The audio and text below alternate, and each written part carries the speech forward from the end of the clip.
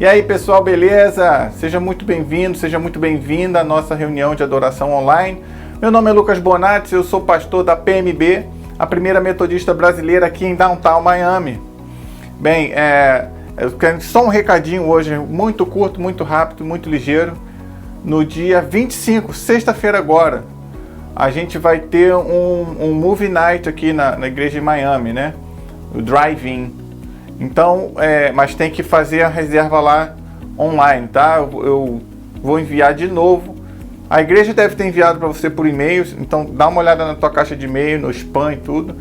Mas eu também vou enviar o link pelo Zap, tá joia?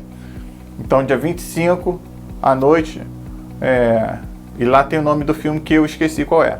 Mas vai ter um movie night drive-in, né? Dentro do carro e tal. Vai ser muito legal. Tá joia? Bem, vamos começar a nossa reunião com uma oração. Amém. Vamos orar então comigo. Pai de graça, amor e bondade, nós nos colocamos diante de Ti, Senhor, porque Tu és o nosso Deus, Tu és o nosso Pai em quem confiamos, Senhor. Te agradecemos, Senhor, pelas Tuas infinitas misericórdias, pelas Tuas bênçãos, Senhor, pela Tua presença nas nossas vidas e pela fé que Tu renova em nosso coração. O Espírito Santo fica conosco, nos ajuda a cada dia, Senhor.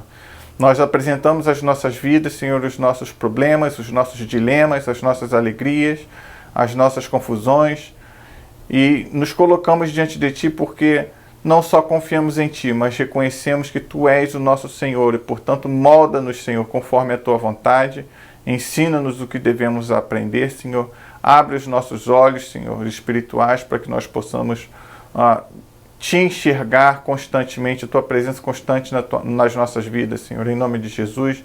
Livra-nos de todo mal, guarda-nos, Senhor, de toda inveja, Senhor, de toda maldição. Em nome de Jesus, fica conosco, nos proteja, nos liberta das nossas próprias limitações, Senhor. Em nome de Jesus, nós não queremos ser limitados, Senhor, por pecados ou por nada que venha nos afastar de Ti.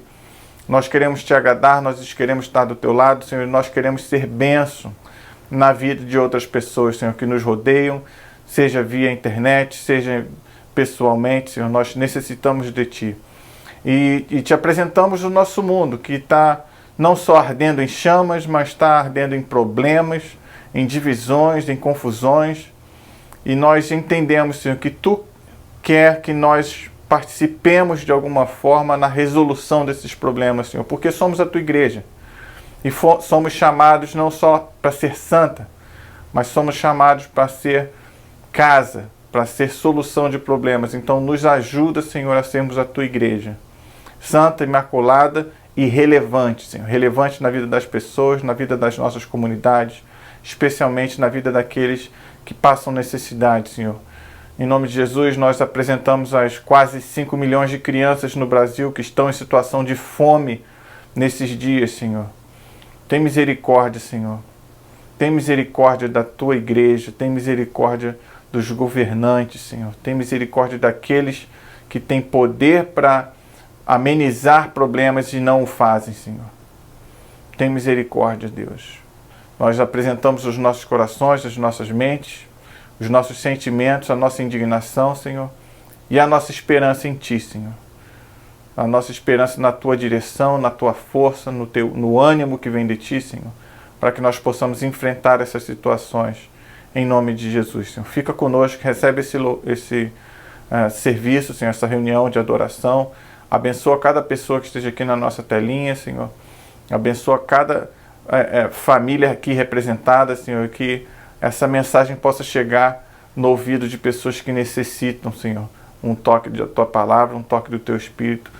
Usa, portanto, Senhor, essa reunião, esse serviço, cada momento dessa reunião, em nome de Jesus, nós pedimos, Senhor, fica conosco e nos abençoa, em nome de Jesus. Amém e amém. Oi, pessoal, tudo bem com vocês? Não sei se vocês sabem, mas hoje é meu aniversário e, enfim, a canção hoje não podia ser diferente. Vai ser uma canção de gratidão a Deus por tudo que Ele tem feito na minha vida, na vida da minha família e, enfim, eu espero que vocês participem desse momento de gratidão a Deus e que seja um momento de reflexão, um momento de agradecimento a Deus por tudo que Ele tem feito na sua vida, pelas bênçãos, pelos livramentos. Amém? Que seu espírito seja renovado nessa hora. Amém? Vamos cantar comigo?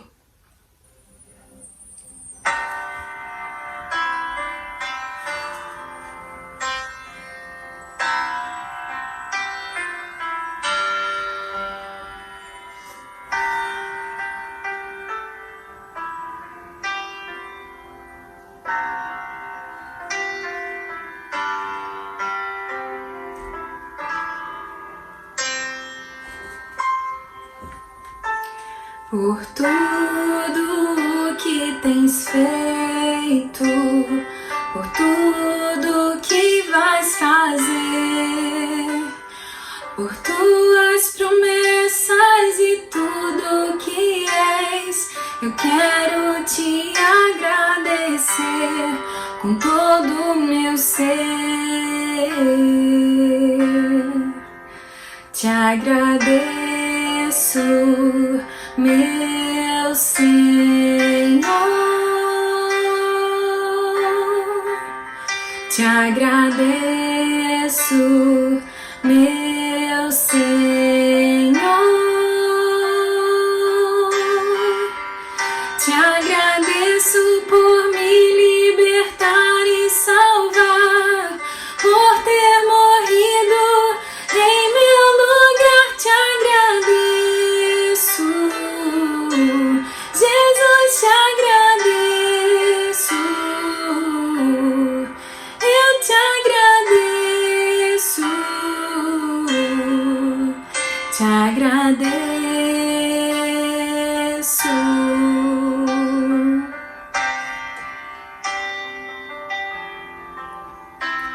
Por tudo que vais fazer, por tuas promessas e tudo que és, eu quero te agradecer com todo o meu ser.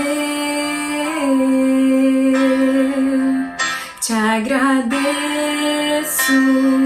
meu Senhor,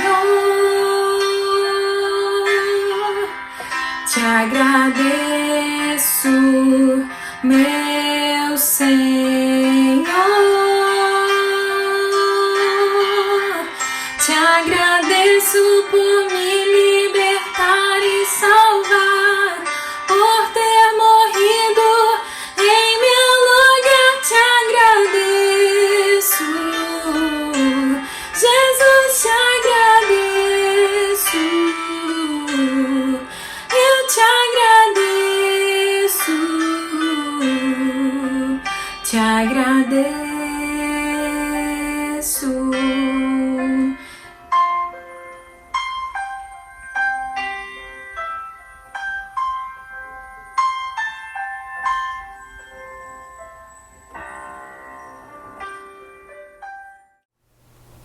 Fala pessoal, então eu quero rapidinho aqui apenas agradecer pelo seu suporte, pela sua ajuda, pela sua participação na missão da igreja, na missão do Senhor, através das suas ofertas. Nós sabemos, hoje eu já orei sobre isso, o mundo está passando por uma crise e de forma muito interessante, os super ricos ficam cada vez mais super ricos, até o velho da Havan já virou bilionário durante a pandemia, com as lojas fechadas. Então assim, tem alguma coisa estranha no mundo, mas não vou falar disso, me perdoa. Mas é importante que nós como igreja consigamos atuar e amenizar o sofrimento das pessoas. Isso faz parte do nosso chamado. Fico muito feliz que o nosso café da manhã aqui para os moradores de rua em Miami está ativo. Né? Se eu não me engano, os banhos também já estão para voltar, se já não voltaram. Então participe dessas iniciativas. Vamos buscar, se você puder, obviamente, ajudar aqueles que estão em necessidade, sabe? E você contribuir com a igreja é uma maneira de fazer isso. Você conhece a nossa igreja, você sabe que o contexto da nossa igreja não é comprar canal de televisão. Então nós agradecemos de novo, pela tua contribuição, pela tua fidelidade e pela tua participação na missão de Deus na terra, através também da nossa missão como igreja. Tá joia? Então, mais uma vez, muito obrigado pelo teu suporte, pelo teu apoio, e que Deus te abençoe muitíssimo, abençoe sua família, que venha prover tudo aquilo que vocês precisam viver, para vocês viverem com abundância, com a graça de Deus, em nome de Jesus.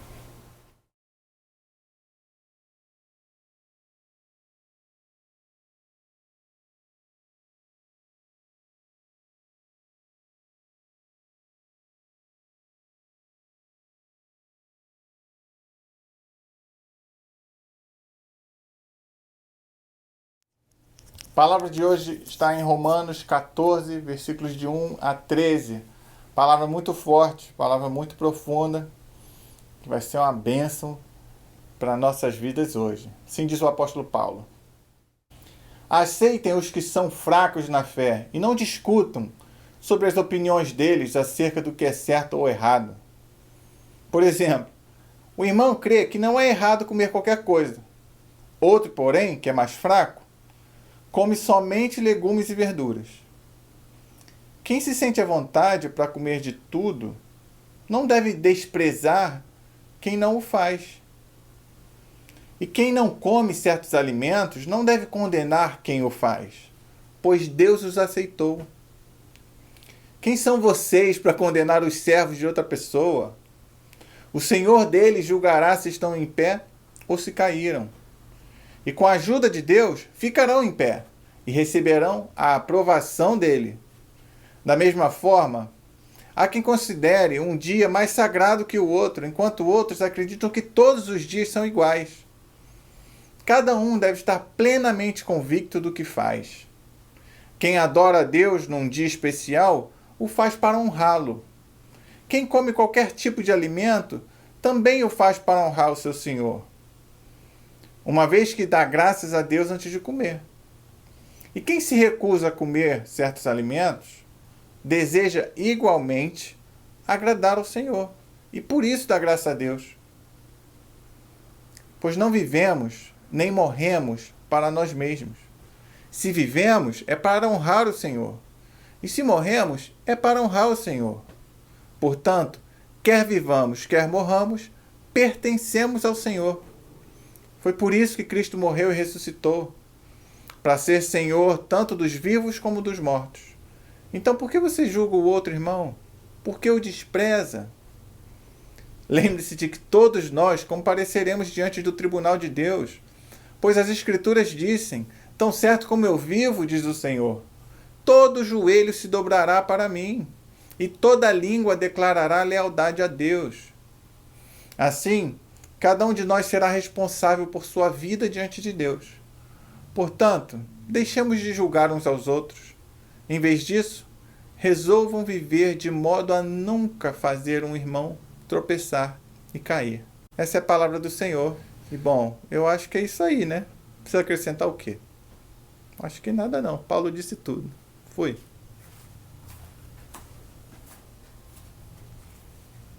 Claro que eu vou falar alguma coisa, como não? Se eu não falar nada, não sou eu. Preciso sempre dar opinião para as coisas. É minha natureza, é o meu chamado, meu Deus do céu. Lógico que eu vou falar. Então, meu querido, esse texto é tremendo demais. É muito direto, é muito bom e é muito necessário para o dia de hoje, para os dias que a gente tem vivido. Obviamente, fala de uma maneira muito clara e tremenda para a gente sobre coisas essenciais, né? Basicamente, a mensagem é uma mensagem de não condenar um ao outro, né? O não julgar não é você fazer juízo de valor, entendeu?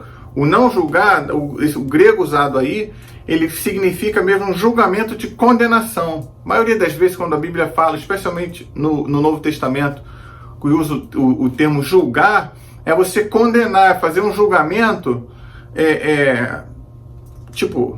definitivo, né? Que você não tem solução para aquele problema, né? Juízo de valor, obviamente, a gente faz o tempo inteiro. O próprio apóstolo Paulo faz, né? Eu venho pregando aqui sobre o que ele tem dito, principalmente na tensão entre judeu e gentio, quanto juízo de valor ele faz, né?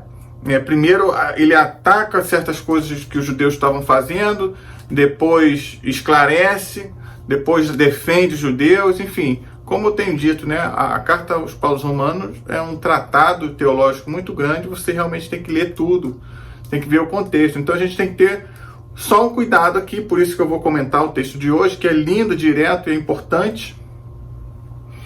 E nem vou entrar nos pormenores, por mais vontade que eu tenha, porque é muito pormenor interessante, para você realmente ter o contexto perfeito, mas eu diria que o texto de hoje, ele é um resumo prático da teologia que Paulo prega nessa carta, né? Então a gente tem que tomar só esse cuidadinho, por isso que eu vou tentar contextualizar, porque o não julgueis fica aquela coisa assim, é minha opinião, você pensa diferente de mim, é a minha opinião. E não é assim, a vida não é assim, isso é uma falácia que tem destruído a vida no mundo, as relações humanas, é minha opinião. É minha opinião que o Botafogo é o melhor time do mundo, mas não é, pô. Entendeu? Não é nem melhor que o Flamengo, hoje em dia. Então vamos fazer o quê? Pra mim, sei lá, nem lembro qual Babi, o novo atacante do Botafogo, joga mais que Messi, minha opinião. Eu posso falar isso? Claro que não. Não é uma opinião baseada em realidade, é uma baboseira. Então esse negócio, não julga não, é minha opinião, cada um tem a sua. Não é cada um tem a sua não, querido. Tem opinião que deve ser rechaçada, certo? Um pedófilo acha legal fazer o que ele faz, é a opinião dele. Tu tá de acordo? Claro que não, entendeu? Então, peraí, não é isso que Paulo está colocando aqui. E eu vou tentar demonstrar isso para você com mais calma. Amém? Com mais calma. Vamos lá. Uma das coisas que eu tenho dito... Perdão. Estou perdendo a voz. Preciso de água. Uma das coisas que eu tenho falado muito, repetido muito aqui na Carta aos Romanos, é justamente o que é importante, né? Vocês devem já ter me percebido que eu sou muito baseado em fato. Eu busco identificar os fatos, não a versão dos fatos. O que é importante, o que é mais fundamental, o que é essencial para a gente conversar, né? E existem alguns pontos essenciais no que Paulo fala. Existem as coisas que são secundárias. E isso é normal, né? Vou te dar um exemplo aqui que está parecendo papo de bêbado. Por exemplo, a Santa Ceia.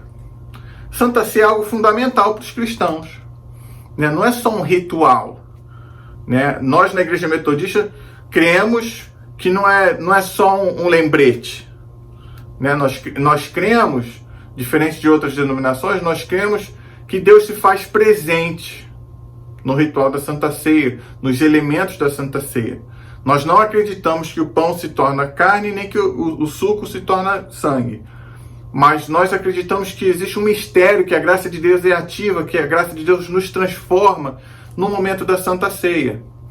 Mas existem elementos que são secundários. Quer ver um exemplo? No Brasil é muito comum, cada um pega o seu copinho, o seu pãozinho, come todo mundo junto, bebe todo mundo junto. Certo? Aqui não. Aqui a pessoa pega o seu, já come e vai. Pum, pum, cada um da sua vez. Qual está certo, qual está errado? Não importa, o que você preferir. É secundário, isso não é essencial. Entendeu? Eu tenho amigos lá, meus amigos na Índia. Eles me ensinaram o seguinte: Santa Ceia para eles lá, pelo menos na região onde eles moram, porque a Índia é gigante, eu não vou assumir que bilhões de pessoas fazem a mesma coisa. Mas na igreja deles, a Santa Ceia, eles tomam a Santa Ceia descalços, em sinal de reverência. Isso é essencial? Não, isso é secundário, né? O que é essencial? A presença de Deus através da Santa Ceia. Tá ok? Então a gente busca sempre aqui identificar o que é essencial. Um outro dia, um outro momento que eu for fazer outra série de mensagens sobre a Carta aos Romanos, eu posso ir em algumas coisas mais secundárias, mas eu vou buscar sempre nessa aqui o essencial, tá certo? Então, primeiro de tudo, a gente tem que identificar que Paulo está compartilhando com a gente, não é uma ideia poética, não é um negócio assim, solto, não são só palavras bonitas, sabe? São valores concretos.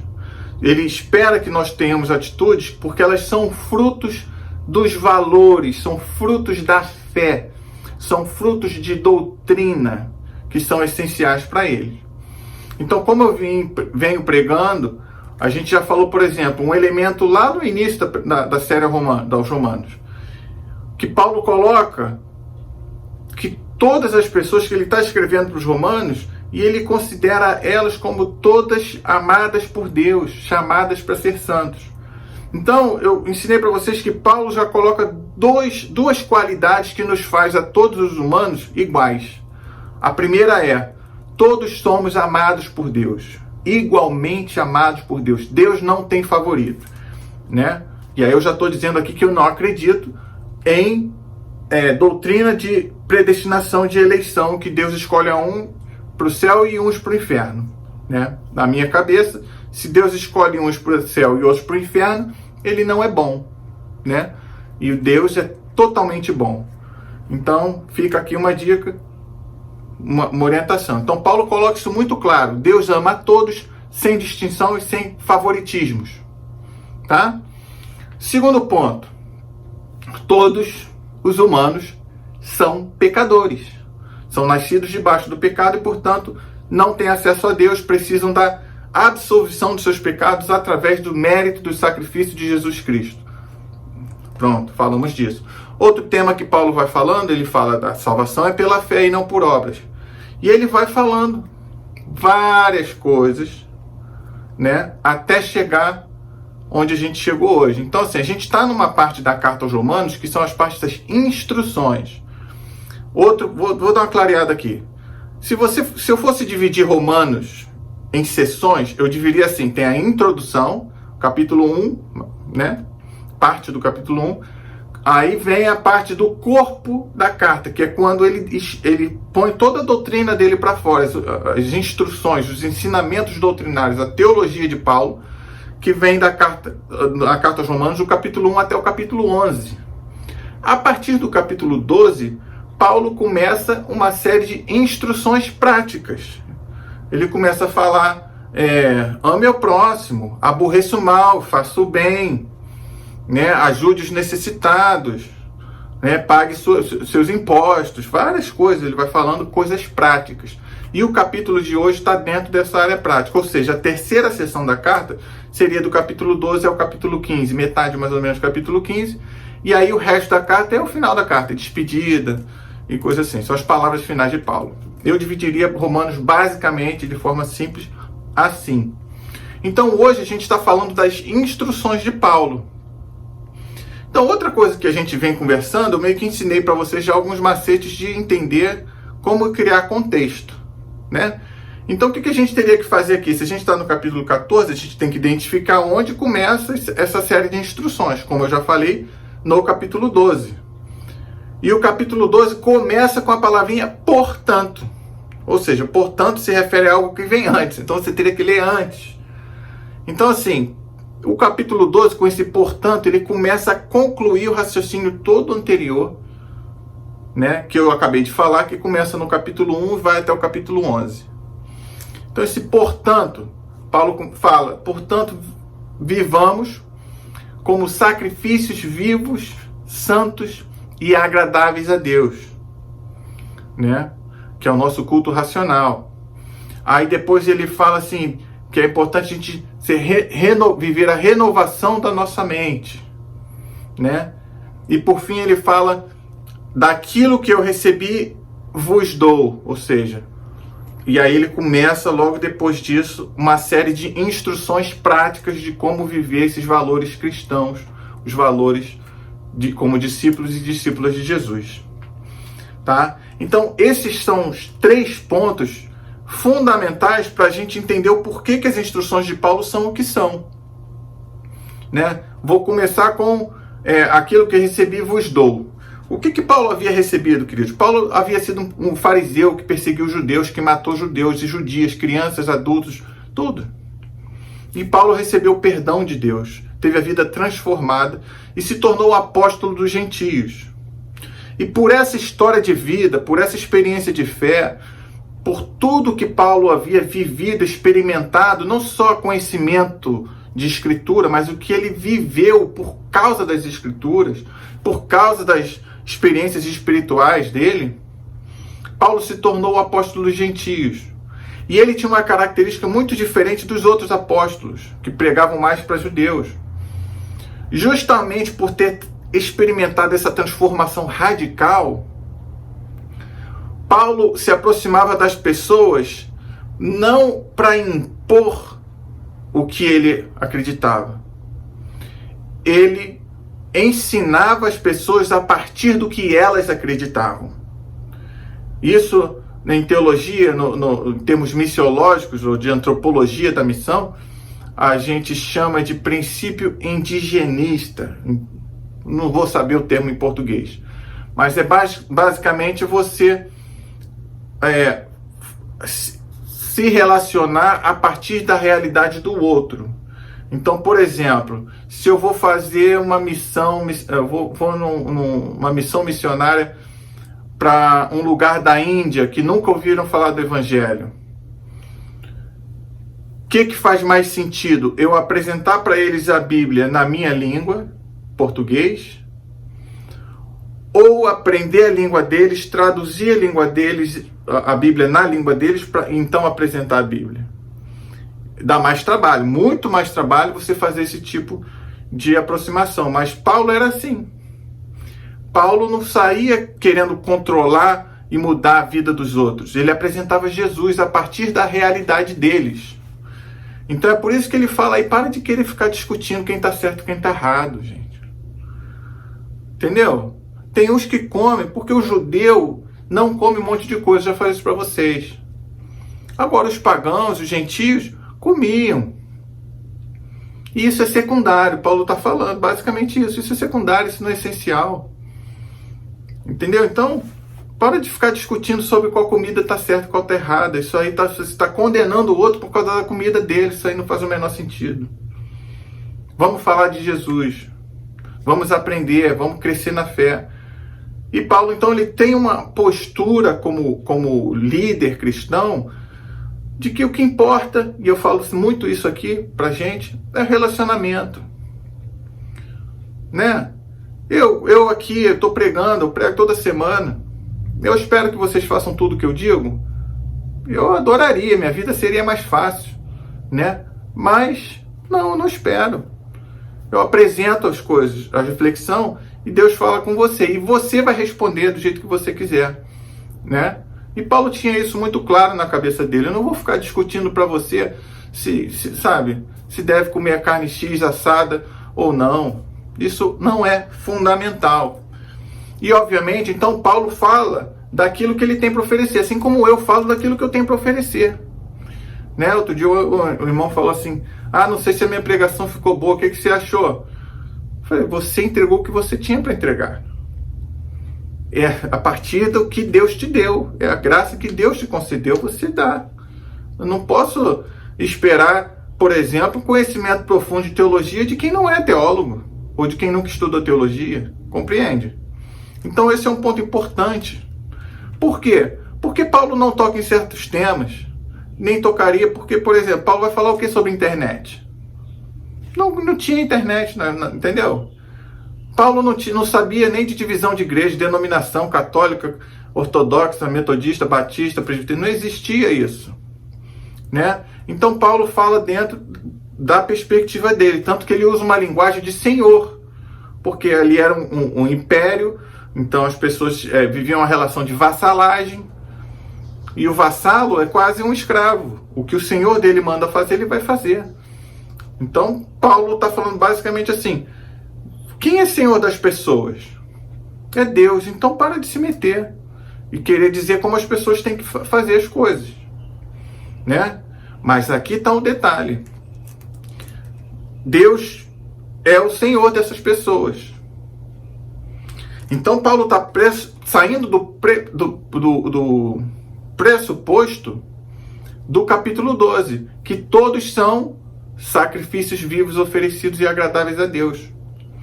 Que todos já entregaram sua vida para Jesus, já estão transformando a sua vida e querem agradar a Deus em todo momento. Então essas instruções, queridos, elas fazem sentido para quem está nessa jornada. Não é uma coisa poética, não, é fruto. Eu tive a minha vida transformada por Deus. Eu fui liberto da escravidão do pecado. O pecado me cerca, mas não me domina mais. E já que o pecado não me domina mais, eu não tenho problema nenhum de conviver com qualquer tipo de pessoa, não importa quem seja, qual o status social, ou o que faz da vida, nada, não importa. Eu estou liberto. Portanto, eu posso conviver com qualquer um, eu posso ser bênção com qualquer um, eu posso ter paciência com quem normalmente eu não teria paciência, né? E não viver julgando, condenando as pessoas pelo que elas são. Compreende? Então, quando nós vivemos como sacrifício, ou buscamos viver como sacrifícios vivos e agradáveis e santos para Deus, nós temos condição, porque nós estamos rendidos ao Espírito Santo, buscando agradar a Deus. Então nós temos condição de seguir esses princípios que Paulo está falando, desde o capítulo 12 até o capítulo 15, que é muita coisa. E é importante a gente ter isso em mente, né? E é importante a gente ter isso em mente, porque não quer dizer que eu não vou fazer juízo de valor. Quer ver? Eu vou fazer um juízo de valor aqui. Tem um imbecil, desculpa aí o termo, mas tem um imbecil que é deputado estadual em São Paulo, né? Tal do Mamãe Falei. Esse imbecil, junto com outro imbecil pastor do Nordeste, do Ceará, estão fazendo uma campanha contra as pessoas que ajudam mendigos, moradores de rua. Ele está fazendo uma campanha contra um padre chamado Padre Lancelotti em São Paulo, que tem um trabalho social. E aí sabe o que está acontecendo? Os seguidores desses imbecis estão ameaçando a vida do padre. Porque eles acham errado, eles acham fere os princípios do capitalismo liberal, a ajuda ao pobre. E eles se dizem católicos, se dizem cristãos. E é uma comunidade de cristãos vai atrás desses caras. Então, querido, sabe o que acontece? Paulo fala lá no capítulo 12, ele fala da obrigação de você resistir o mal e de você praticar o bem e de você ajudar os necessitados. Então, esse não julgue o próximo, não é que você não vai julgar o que está errado, você tem que corrigir, você não tem que julgar no sentido de condenar, porque esses caras são imbecis, mas eles podem ser perdoados por Deus, eles podem se redimir, eles podem ter a vida transformada por Deus. Então eu aponto o erro chamando até de imbecil, mas eu continuo orando para que eles encontrem a verdade, para que os cristãos de verdade sejam cristãos e leiam a Bíblia. Um pouquinho só, não precisa nem ler muito, só um pouquinho para entender que tem coisas que estão fazendo que está totalmente errada. Compreende? Então assim, não é questão de você não poder fazer um juízo. Não, eu posso fazer um juízo, eu posso discordar, eu posso apontar erros, mas eu tenho que apontar soluções, né? E a primeira solução para essa gente que está atacando o padre Lancelotti é pedir perdão a Deus. Por quê? Porque como Paulo falou, nós somos iguais por duas coisas. Nós somos todos igualmente amados por Deus. O mendigo, o rico, o bilionário e eu. E somos também todos pecadores. E eu posso pecar lá na frente e vacilar e ser chamado de imbecil por outra pessoa. Então é por isso que a gente tem que ter humildade para viver como sacrifício vivo, santo e agradável a Deus. Falar assim, na espontaneidade, leva muito mais tempo do que quando a gente escreve. Hoje eu quis ser mais espontâneo, porque o texto é tão bom que eu queria só fazer um comentário curto, te estimulando a fazer o que está aí, a praticar, como Paulo coloca, praticar os frutos do Espírito, praticar os frutos de uma mente transformada. E a mente, que é o outro valor, né, que eu citei, sacrifício vivo, mente transformada, e falar aquilo que nós temos para oferecer. A mente transformada é uma mente que está sempre em renovação, sempre se adaptando, porque existem coisas no nosso tempo que não existiam no tempo de Paulo. Tá? Expectativa de vida longa, planejamento de futuro. Eles viviam numa condição, debaixo do Império Romano, que eles podiam acordar numa manhã, sair de casa e serem assassinados pela autoridade policial da época, só porque, pela fé deles, só porque eles eram cristãos. A gente não vive essa realidade. A gente planeja o futuro. Então a gente, como igreja, a gente começa a se organizar para planejar o futuro e combater o que está errado no nosso mundo. Né? Por exemplo, a Igreja Metodista aqui nos Estados Unidos está com uma campanha aqui na Flórida de combate ao racismo muito grande. E eu falo quase todo culto sobre isso, porque é um problema que a gente tem que enfrentar, gente. Sabe? Para ser um sacrifício vivo e agradável a Deus, a gente tem que combater o racismo na nossa sociedade. Porque não está certo a gente criar gerações e gerações de pessoas oprimidas. Então, se você quiser conhecer mais e participar, você pode ir aí, umc.org/end-racism, end racismo. Entendeu? E aí você pode se educar mais. A gente tem os desafios que o Paulo não tinha, tem o aquecimento global. São coisas que a gente tem. Como igreja, a gente tem que ser a voz de temperança, ainda que às vezes enérgico, como eu sou enérgico, como Paulo também coloca ali na carta aos Romanos, cada um oferece o seu dom, né? Tem o seu dom para oferecer. A energia, às vezes, tem a sua função nessa engrenagem toda. Né? Então, combate à pobreza, acabar com o racismo, a situação dos imigrantes nos Estados Unidos e aquecimento global são os desafios da nossa época, que Paulo não tinha. Os desafios dele eram outros. E esse medo de morrer no dia seguinte fazia com que eles deixem tudo para lá. O que importa é a gente estar bem com Deus, que também é uma realidade nossa. A gente tem que deixar as coisas para lá um pouco, tem que estar bem com Deus, mas a gente tem que construir um futuro. Que não era muita preocupação de Paulo por questão de contexto. Não estou falando que não era o desafio de toda a igreja, né? Enfim, está ficando longo aqui. Eu queria só trazer essa palavra para você mesmo, de